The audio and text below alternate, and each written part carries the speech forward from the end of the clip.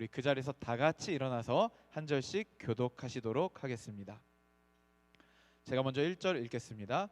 사울은 그가 죽임당함을 마땅히 여기더라. 그날에 예루살렘에 있는 교회에 큰 박해가 있어 사도 외에는 다 유대와 사마리아 모든 땅으로 흩어지니라.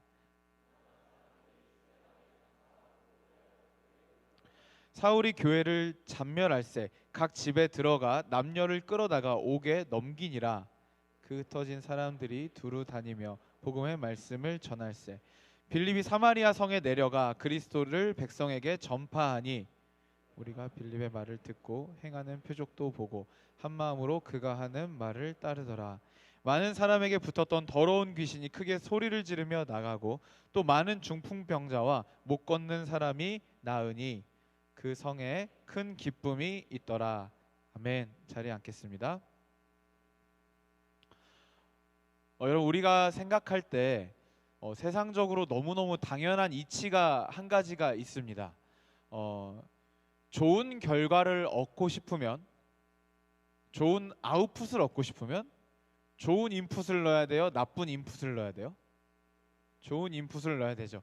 여기에 반대합니다 이런 말씀을 하시는 분들이 간혹 계세요. 그분들은 좋은 인풋이 아니더라도 혁신적인 프로세스를 제공하시는 분들이 좀 그래요. 그래서 인풋, 프로세스, 아웃풋이 있을 때 좋은 인풋이 들어갈 때 좋은 아웃풋이 나오는 것은 너무 당연한 이야기입니다. 근데 때로는 프로세스에서 어떻게 해보는 분들이 있는데 그건 좋은 인풋 없이는 어쨌든 한계에 다다릅니다. 여러분, 요즘 수박 주스 어디가 제일 맛있어요? 아니, 우리가 뭐 방송국도 아닌데 왜 말을 못해요? 메가커피? 백다방, 컴포즈. 네, 여러분 진짜 감사해요. 골고루 다 말해주셔서. 네, 사실 요즘 거의 다 맛있는 것 같아요. 근데 좋은 수박 주스를 만드는 방법 아주 간단합니다. 좋은 수박을 믹서기에 넣고 버튼을 누르면 돼요. 진짜 쉽죠? 여러분도 집에서 한번 만들어 보세요. 시럽에 도움이 조금 필요하다는 걸 깨닫게 될 겁니다. 좋은 수박 주스를 만들려면 좋은 수박을 써야 됩니다. 그래야 좋은 수박 주스라는 아웃풋이 나오죠. 세상 만사는요, 좋은 인풋이 있을 때 좋은 아웃풋이 있고, 좋은 아웃풋을 기대하려면 좋은 인풋을 넣어야 되는 게 당연합니다. 그런데 여러분, 그 공식이 깨지는 순간이 와요. 아까 제가 힌트를 드렸어요. 뭐죠? 혁신적인 프로세스, 넘사벽인 프로세스가 있을 때는 그 공식이 가끔 깨지기도 합니다. 오늘 우리가 함께 읽어본 이 말씀이 이 인풋과 아웃풋의 법칙을 완전히 깨버린 사건이다 라고 보시면 될 것 같습니다. 초대교회의 첫 순교자가 나왔습니다. 굉장히 나쁜 인풋이죠. 사도들이 공의회에 끌려갈 때마다 뭐 처음에는 큰 소리 떵떵 치고 그냥 나왔고, 두 번째 끌려갔을 때는 그래도 매를 맞긴 했지만 그래도 무사히 나와서 하나님이 우리 교회를 지켜주시는구나 라고 성도들이 믿을 수 있었어요. 그런데 스데반 집사님이 공의회에 끌려가서 변론을 하다가 허무하게 거기서 돌에 맞아서 죽어버립니다. 이제 막 사역을 시작한 스데반 집사님이 공의회에서 돌에 맞아서 죽어버려요. 그의 동역자들은 스데반의 장례를 치렀습니다. 그것은 울음바다가 됐어요. 이걸 어떻게 받아들여야 될지 모르겠는 거예요. 그래서 그냥 목 놓아 울었습니다. 큰 슬픔이 공동체를 덮었죠. 그런데 이 충격을 추스르고 사도들이 그래도 한번 잘해봅시다 라고 말할 틈도 없이 더 큰 어려움이 초대교회에 몰려왔어요. 스데반의 죽음을 기점으로 예루살렘에서 초대교회를 향한 대박해가 시작이 된 겁니다. 그래서 1절 말씀에 보시면 그날에 예루살렘에 있는 교회에 큰 박해가 있어 사도 외에는 다 유대와 사마리아 모든 땅으로 흩어지니라 라고 말하고 있어요. 함께 모여서 말씀을 배우고 하나님을 찬양하고 서로 떡을 떼어 나눠 먹고 기도하고 사랑하고 서로의 필요를 채워주기 위해서 이기심을 극복하고, 여러분 너무너무 아름다운 공동체였단 말이죠. 그런데 그 공동체가 하루아침에 깨져버렸습니다. 성도들은요, 사도들을 제외하고는 전부 다 도망쳤어요. 목숨을 부지하기 위해서 각지로 다 도망쳤다는 말입니다. 이 박해의 가장 앞장을 선 사람은 훗날 사도 바울로 여러분들이 알고 있는 사울입니다. 근데 이런 분들이 계시던데 사울은 회심 전 이름이고 바울이 회심 후 이름이다라고 알고 계신 분들이 종종 있어요. 그게 아니고 사울은 히브리식 발음이고 바울은 헬라식 그리스식 바울인데, 바울이 회심하고 등장했을 때는 그리스 지역에서 그리스 문화권에서 복음을 전하잖아요. 그래서 그전엔 사울 사울하고 부르다가 히브리 사람이었으니까 사울이라고 부르다가 이제 바울이 회심하고 그리스 지역에서 복음을 전하니까 바울이라고 부르는 거예요. 그러니까 이게 회심과 타이밍이 묘하게 겹치지만 결정적으로 회심하고 나서 이름이 바뀐 게 아니다라는 거 기억해 주시면 좋겠네요. 아무튼 사도 바울은요, 아니 사울은요, 벼르고 있던 예루살렘의 유대인들을 색출해내는데 엄청난 열정을 보이면서 각 집마다 들어가서 그리스도인들을 색출해서 감옥에 넘겼습니다. 그 당시에 교회, 초대교회는요 다 같이 모일 수 있는 엄청난 공간은 없었어요. 그렇기 때문에 각 집집마다 작은 가정교회들의 연합으로 구성되었을 거란 말이죠. 그런데 여기가 가정교회가 모이던 곳이더라 라는 곳들마다, 제보를 받는 곳마다 사람들을 끌고 들어가고 사람들을 잡아서 죽이려고 막 다 쳐들어가기 시작했던 거예요. 그게 두려워서 옆집에 개똥이네도 털렸대요 하면서 도망을 가고 또 도망을 가다 보니까 예루살렘에 있는 모든 성도들은 사도들을 제외하고는 다 도망갔습니다. 여러분, 막 짐 싸갖고 급하게 도망가면서 성도들은 무슨 생각을 했을까요? 반드시 다시 모여서 예배하자 이런 마음을 가졌을까요? 아니에요. 아니면은 뭐 저기 북쪽에 가갖고 다시 교회 세우지 이랬을까요? 아니요. 그 당시에 교회는 예루살렘밖에 없었어요. 어떤 마음으로 도망갔을까요? 이제 교회는 끝난 건가? 예수를 따르는 것도 여기서 멈춰야 하는가? 많은 생각들을 했을 거예요. 너무 강력한 박해 앞에 예수를 시인하고 예수를 부인하지 않겠다고 버티고 할 기회도 없이 그냥 몸부터 도망을 가게 돼버린 게 그들의 현실이었어요. 도망을 쳐버렸어요. 그런데 여러분, 그렇게 도망치던 사람들이 습관적으로 어떤 행동을 해버립니다. 그게 4절에 나오는데요. 함께 읽어볼까요? 시작. 그 흩어진 사람들이 두루 다니며 복음의 말씀을 전할세. 그렇게 도주하던 무리들은 그냥 도주하면서도 본의 아니게 복음을 전하면서 도망을 다니고 있었어요. 그렇게 도망 다니던 무리 중에 초대교회 집사님 중에 한 명인 빌립 집사님도 포함이 되어 있었습니다. 빌립 집사님은요 사마리아 땅 쪽으로 도망을 쳤습니다. 그런데 빌립이 그곳에서도 습관적으로 복음을 전해버렸어요. 그러자 놀라운 일이 생깁니다. 5절부터 7절 말씀 보여주시면, 빌립이 사마리아 성에 내려가 그리스도를 백성에게 전파하니 무리가 빌립의 말을 듣고 행하는 표적도 보고 한 마음으로 그가 하는 말을 따르더라.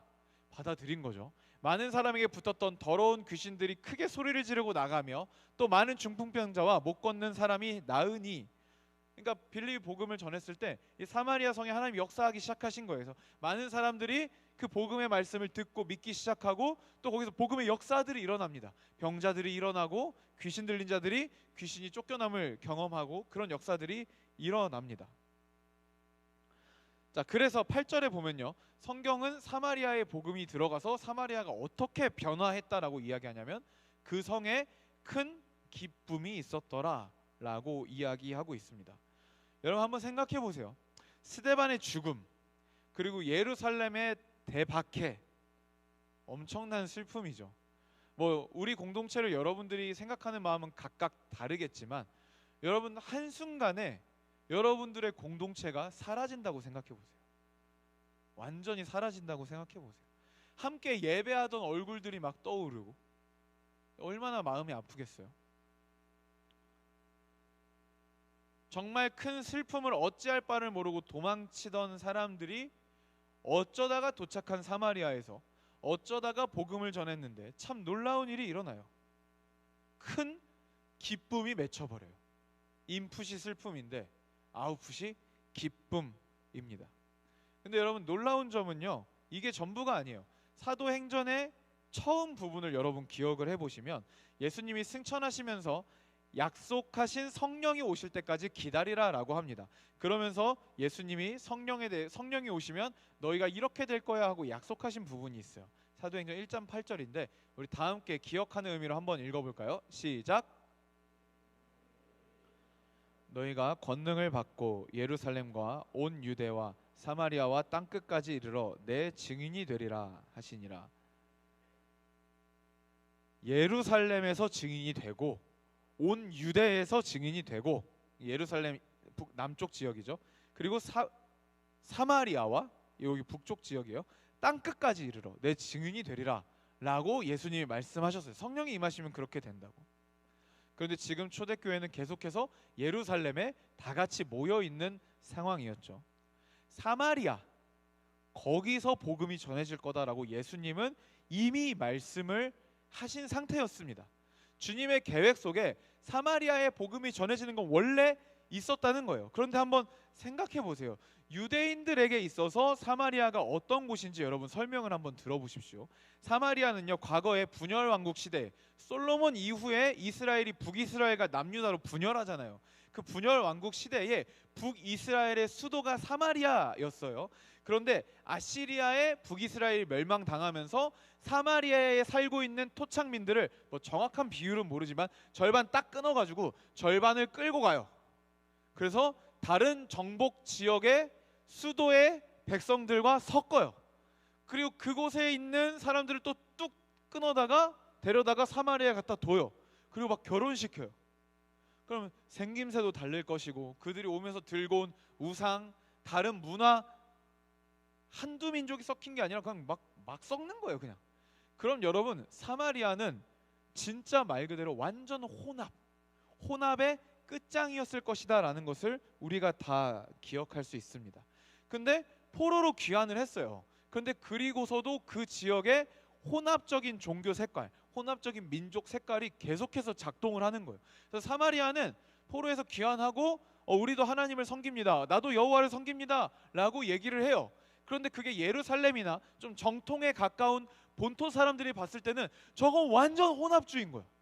완전 혼합주의. 야, 바알이랑, 야, 성전에 바알 신상이 있는데 그게 어떻게 여호와를 섬기는 거야? 근데 사마리아 사람들은 얘기하는 거예요. 아니, 이게 우리의 방식이야. 우린 이렇게 여호와를 섬겨. 민족적으로도 단일 민족인 게 엄청난 자랑이고 자부심이었던 유대인들, 선민 사상. 그런데 사마리아는 완전 혼합 민족. 거기다가 유대교. 근데 거기는 혼합교. 그런데 자기들은 유대교라고 주장을 해요. 그럼 유대인들이 봤을 때는 민족적으로도 사회적으로도 종교적으로도 이 사마리아인들을 증오하고 혐오할 수밖에 없어요. 이런 상황이었어요. 그래서 예수님 당시에 사마리아 지역을 통과하면 굉장히 빨리 도착할 수 있는 지역이라 할지라도 사마리아 땅은 빙 둘러가는 게 그 경건한 유대인들의 전통이었어요. 사마리아 땅은 무조건 빙 돌아가야 돼. 그 땅을 밟는 것조차도 부정합니다. 그래서 여러분, 요한복음 4장에 보면 예수님께서 아버지께 예배할 때가 오나니 신령과 진정으로 예배할 것이니라 하시는 말씀을 우물가의 여인에게 말씀하시잖아요. 그 지역이 사마리아거든요. 그래서 처음에 예수님이 그 여인에게 나에게 물 한 바가지만 달라라고 했을 때 그 여인이 뭐라 그러냐면, 아니, 당신 유대인 남자인데 사마리아인에게 물을 달라 그래요? 상종도 안 하면서 또 여기 왜 왔대? 이런 그런 불만, 약간의 나쁜 마음들이 섞인 질문이었다라는 것을 이런 배경을 통해서 우리는 알 수가 있습니다. 그런데 사마리아가 그런 곳인데, 만약에 예루살렘 초대교회가 모여가지고, 자, 우리 이제 예수님께서 말씀하신 대로 우리 지역을 확장해서 복음을 전해볼까요? 라고 회의를 해요. 그러면은 아무도 사마리아로 가볼까요? 라고 아무도 얘기하지 않아요. 그 누구도 얘기할 수 없어요. 여러분, 그 신앙이 민족색을 뛰어넘는 게 되게 쉬워 보이죠? 그렇게 쉽지 않아요. 신앙이 아무리 좋아도 민족색을 뛰어넘기가 그다지 쉽지 않습니다. 뭐 그래서 예를 들면 지금은 우리 청년들은 일본 단기 선교 가자 그럼 되게 좋아하잖아요. 같이 가고 일본을 품고 같이 기도하고 일본 사랑해요라고 쉽게 말할 수 있고. 그런데 여러분, 그 전전 청년들만 해도 일본 단기 선교 가자 그러면은 저 진짜 일본은 안 될 것 같아요. 이런 사람들이 있었어요. 그리고 이런 사람들이 멀리서 찾을 필요 없이 요나서 보세요. 요나서. 니느웨로 가라니까 요나가 선지자인데, 명색이 선지자인데 하나님 니느웨로 가라니까 와 진짜 나 거기 빼고 다 갈 수 있는데 거길 가라고 이러고 반대로 가버리잖아요. 그러니까 아무리 신앙이 좋아도 민족색을 뛰어넘기가 쉽지 않단 말이죠. 그래서 아마 초대교회가 모여서 회의를 통해서 복음을 전할 지역을 골랐다면 사마리아는 아마 주님 오시기 직전쯤 복음이 들어갔을 수 있어요. 아직도 복음이 전해지지 않았을 가능성이 굉장히 큽니다. 그런데 의도치 않게 박해를 당해서 살려고 도망가다 보니까 골수 유대인들이 나를 쫓아오지 않을 지역을 생각한 거예요. 어디예요? 내가 어디 숨으면 안 쫓아와요? 사마리아. 왜냐면 걔는 사마리아 땅을 밟는 순간 부정하다고 생각하니까. 그래서 사마리아로 도망가지 않았을까라고 추측합니다. 제가. 네. 너무 몰입하다 보니까 그런 추측을 하게 됐어요. 하지만 이건 추측이지만 굉장히 개연성이 있는 추측이라고 저는 스스로 생각을 합니다. 자, 근데 거기 도착을 했어요. 근데 유대인이잖아요. 유대인인데 사마리아 땅에 도착했어요. 몇 명의 무리와 함께. 빌립 집사님이 앞에 있고. 그럼 사마리아인들은 뭐가 궁금하겠어요?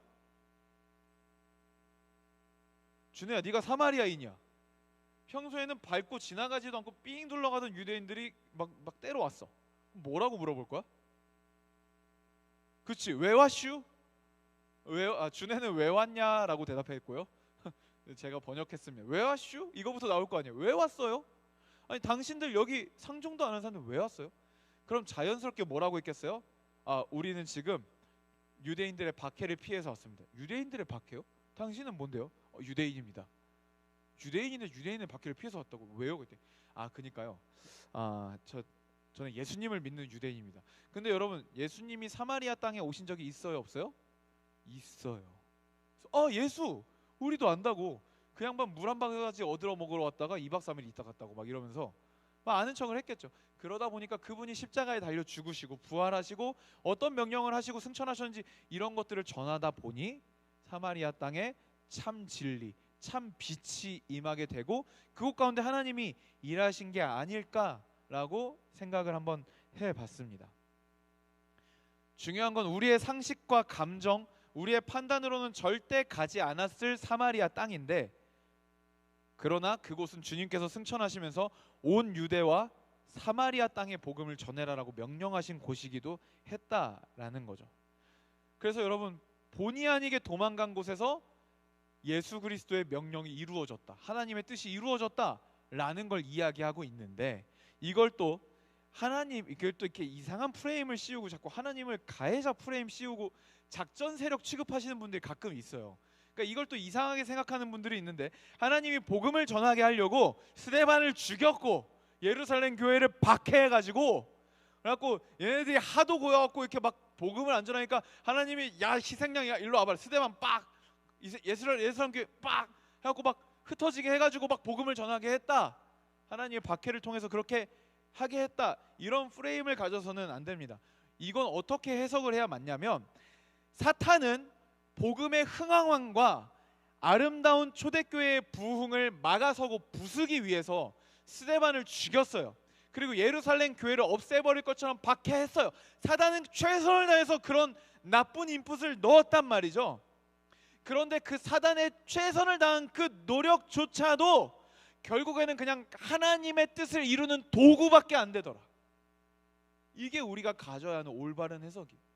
사단이 그렇게 나쁜 인풋을 막 그렇게 넣었지만 결국에는 하나님께서는 그 사단의 나쁜 작전과 행실까지도 당신의 뜻이 이루어지는, 사마리아의 복음이 전해지고 큰 기쁨이 임하는 하나님의 뜻을 이루는 도구로 사단의 도모를 사용하신다라는 거예요. 인풋이 좋아야 아웃풋이 좋다. 여러분, 세상 만사는 그렇습니다. 하지만 여러분, 프로세스를 하시는 분이 하나님이시라면 여러분, 그거는 공식이 아니에요. 뒤집힙니다. 어떤 인풋도 하나님께서는 가장 선한 방식으로 당신의 뜻을 이루는 결론을 도달시키시고야 마는 분입니다. 여러분, 하나님이 그런 분이세요. 우리 눈에 보이기에는 끝난 것 같고 망친 것 같은 그런 상황 속에서도요, 슬픔밖에 남지 않은 것 같은 상황 속에서도 하나님은 기어이 기쁨을 만들어내시는 분입니다. 마치 오늘 본문 이야기에서 스데반의 순교와 대박해, 공동체의 깨어짐 속에서도 오히려 사마리아의 큰 기쁨을 임하게 하신 것처럼 우리 하나님은 그런 분입니다. 시편 126편에 보면요, 시편의 시인이 이렇게 하나님을 의지하면서 이렇게 고백해요.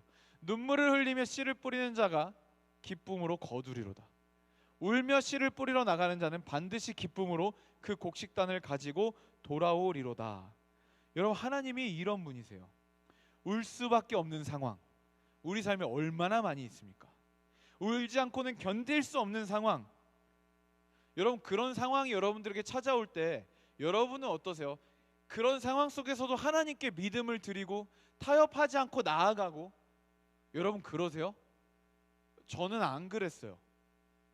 저는요, 그런 상황이 오잖아요, 도망갔습니다. 타협했어요.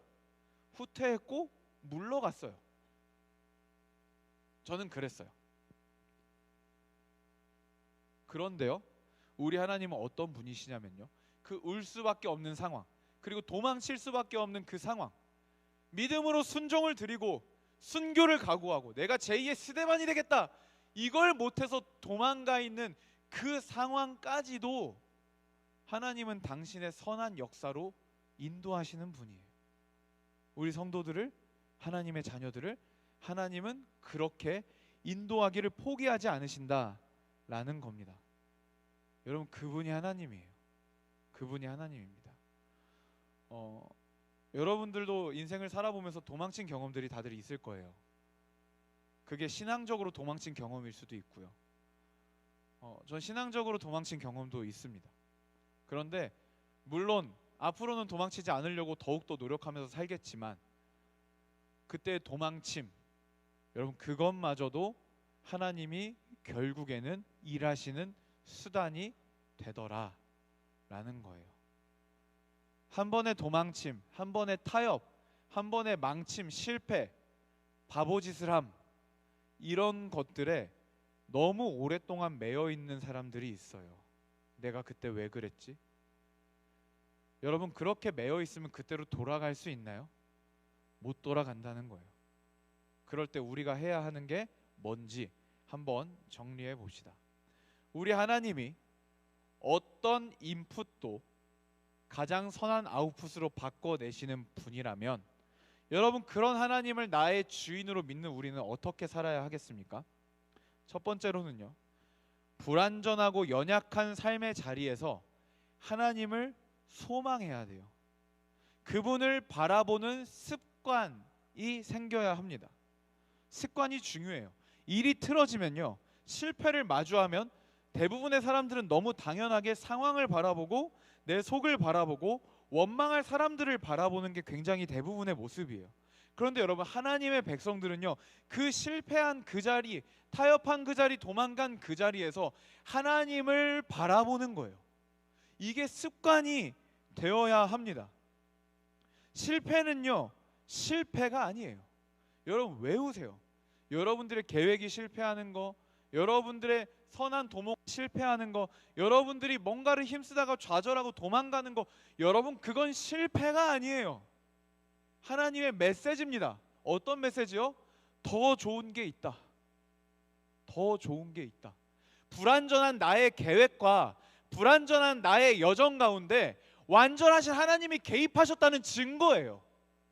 내 뜻대로 안 되는 그 모든 일들이 불완전한 나의 여정 가운데 완전하신 하나님의 여정이 개입됐다라는 증거라니까요.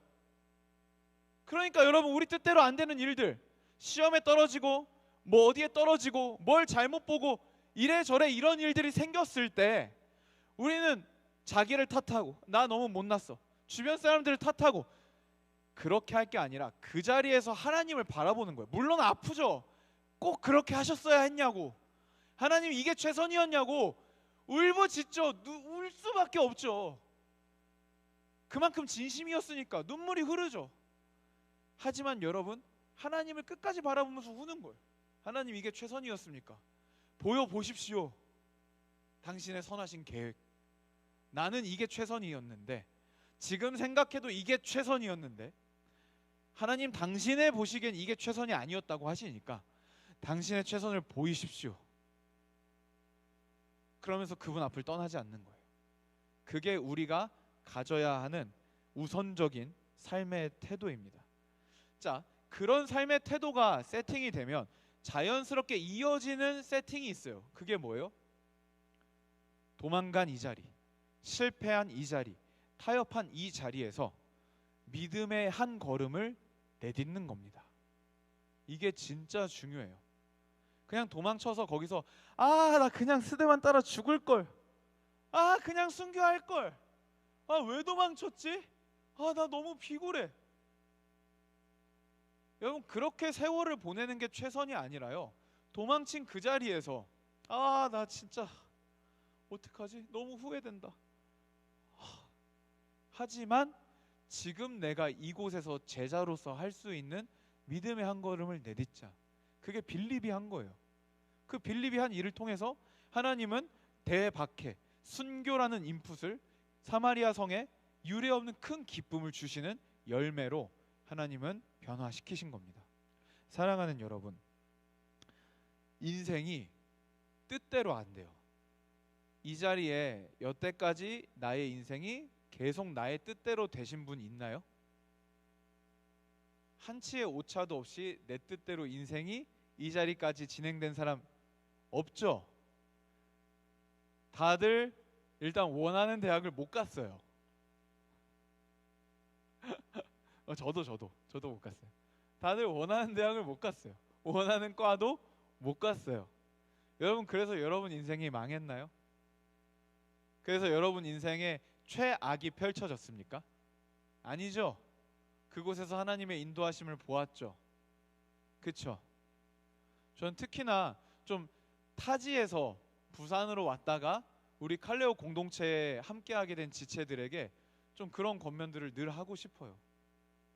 그냥 어쩌다가 내가 원하는 데를 못 가서 여기에 유배된 느낌, 그냥 어쩌다가 흘러와서 여기 있는 느낌, 혹은 부산 탈출하려다가 추진력이 부족해서 그 자리에 앉아 계신 분들 여기 많이 있잖아요. 그렇죠? 실패자로 앉아 있지 마세요, 여러분. 실패자가 아니라, 여러분들은 실패자가 아니라 가장 선한 길로 인도받는 중입니다. 그럴 때 우리가 할 수 있는 건 뭐예요? 믿음의 한 걸음을 내딛는 거예요.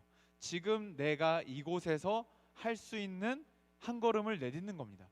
이 자리가 타협의 자리일 수도 있고요, 도망친 자리일 수도 있어요. 그건 중요하지 않아요. 여기서 한 걸음을 내딛는 게 중요합니다. 그래서 여러분, 하나님이 이런 분이시라는 것을 믿음으로 받으시기를 소망합니다. 그리고 그런 하나님을 내가 믿음으로 받기에, 믿음으로 고백하기에 믿음의 한 걸음을 내딛으시기를 주님의 이름으로 축복합니다.